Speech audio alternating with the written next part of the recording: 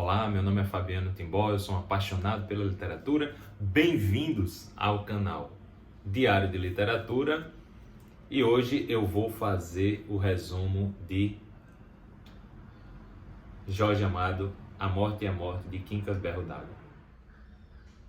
Como o nome já indica, o livro trata da morte do Quincas Berro d'Água, então ele já começa morto.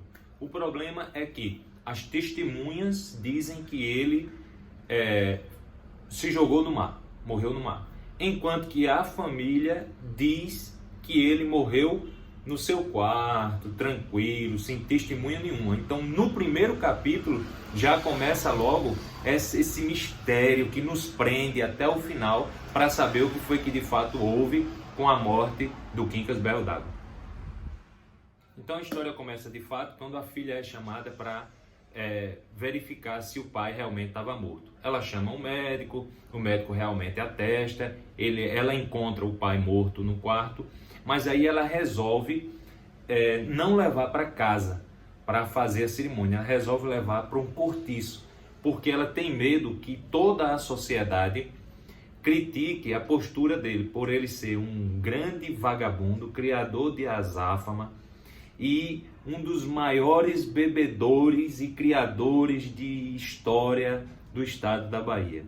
Então, ela não quer se expor, ela quer fazer o seguinte, ela quer fazer o enterro sem que ninguém saiba e convidar todo mundo para a missa de sétimo dia.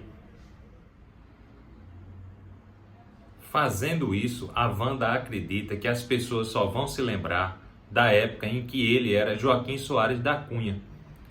Vão criticar a parte dele ser bom pai, bom esposo, bom marido, funcionário da mesa de rendas estadual, andava com a pastinha embaixo do braço, barbinha feita, paletó, e não depois que ele toma a decisão de largar tudo e ir em busca da felicidade, tomando uma cachaceira, o qual recebe o apelido de Quincas. Então ela acha que escondendo da sociedade, ela vai ficar livre, ou pelo menos a família vai se livrar desses momentos de sofrimento, que é falar somente dos momentos recentes, que é o da vagabundagem.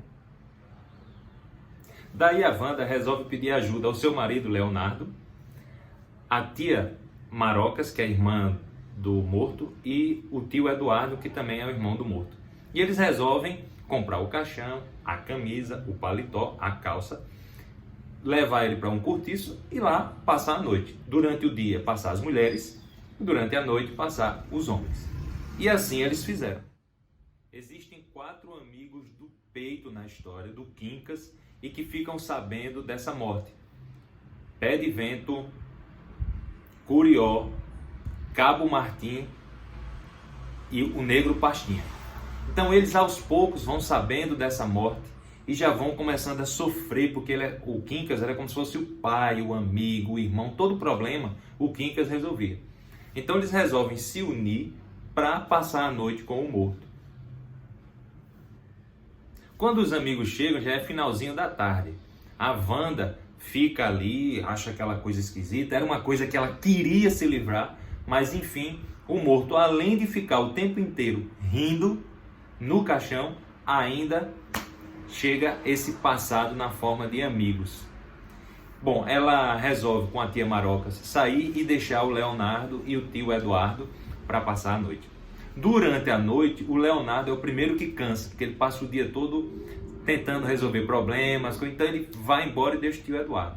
O tio Eduardo é mais velho, não consegue ficar no local porque só tem uma única cadeira para sentar. Então ele resolve dar um dinheirinho para os amigos e dizer, já que vocês vão ficar aqui a noite toda, amanhã a gente vem, traz o padre e faz o resto. Daí os amigos dizem, joia, pode ir que a gente olha. O tio Eduardo vai embora, tal, eles ficam lá, só que aí eles começam a interagir entre eles e com o morto. Um deles leva a cachaça, eles começam a beber e, cara, eles começam a dar cachaça ao morto, só que o morto está deitado, aí começa a botar a cachaça para fora. Aí diz, vamos sentar o morto. Aí coloca o morto sentado, aí bota, mas ele, apesar de estar sorrindo, ele bota a cachaça para fora, pelo menos parte, e suja a roupa. Então eles tiram a roupa nova e colocam a roupa antiga. E aí eles dizem, agora sim, agora é o nosso amigo. Bom, já que a gente está aqui, vamos fazer o seguinte, vamos comer uma muqueca lá no Saveiro, vamos sair por aí, vamos entornar todo e vamos levar o Quincas.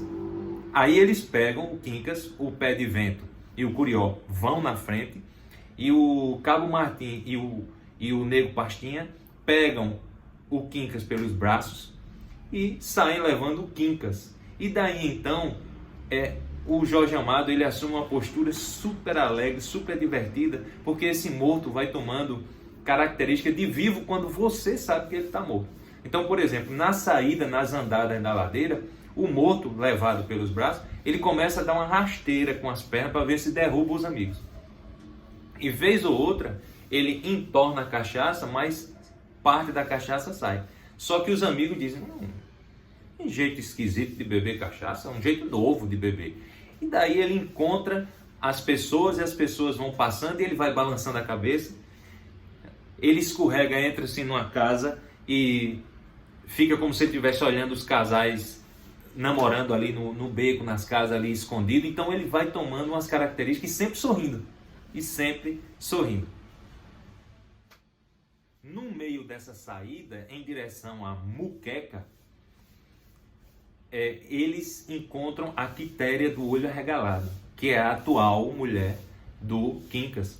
Ela está toda de preto, toda vestida, só que ela olha ele abraçado com os amigos e entende que ele está vivo. E aí ela se junta com outras mulheres a essa noitada e, em vez de ela ficar enlutada, ela fica super alegre, conversa com ele, ele não responde. O morto arruma no meio do caminho, na parada de um bar do seu Cazuza, confusão com os maconheiros do lugar, o cacete come solto, o pessoal começa a bater no morto, os amigos Pastinha, o pessoal dá uma cacetada nos maconheiros e vão pro Saveiro. Aí colocam o Quincas no Saveiro, ele fica sempre sorrindo, olhando o mar e a muquecada. Agora as pessoas não entendem porque é que ele não quer comer. Ele sempre sorrindo, mas ele não quer comer. E a bebida, hora ele bebe, hora ele bota para fora, hora ele bebe, ele bota para fora. Até que esse Saveiro vai para o mar, no final da tardinha, e lá no mar ocorre um vendaval, uma tempestade. E se você quiser saber o finalzinho da história mesmo, para não lhe estragar a surpresa da leitura, dê uma olhada na descrição do vídeo para saber como terminou. O livro é maravilhoso, fantástico, você ri do começo ao final. Ele é feito para você rir mesmo.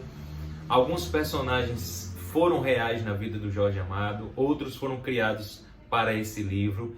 É um primor e vale a pena se você estiver alegre e quiser se alegrar mais, ou se você estiver triste e quiser dar boas gargalhadas, vale a pena.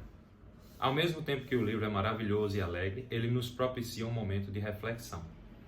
O que é que acontece conosco quando a gente se depara com uma pessoa que morreu e que está ali à sua frente?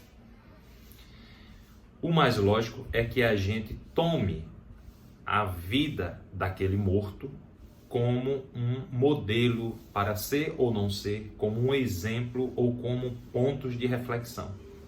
Cada morto ele deve servir para nós como um professor, mostrando como deve fazer, o caminho que ele seguiu e a felicidade que ele teve e as infelicidades, os caminhos tomados, as posturas, para que a gente possa fazer igual ou aprimorar a cada momento. A morte não deve ser um ponto para santificação de quem foi. Essa santificação ela deve ocorrer com o tempo, quando a gente for se libertando das mágoas, das angústias, quando a gente for perdoando aquela pessoa que foi, aí a gente vai a santificando.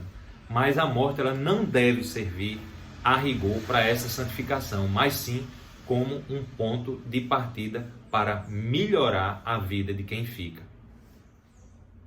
No livro A Morte de Ivan Ilitch, Tolstói descreve o que acontece exatamente conosco. A reflexão não chega.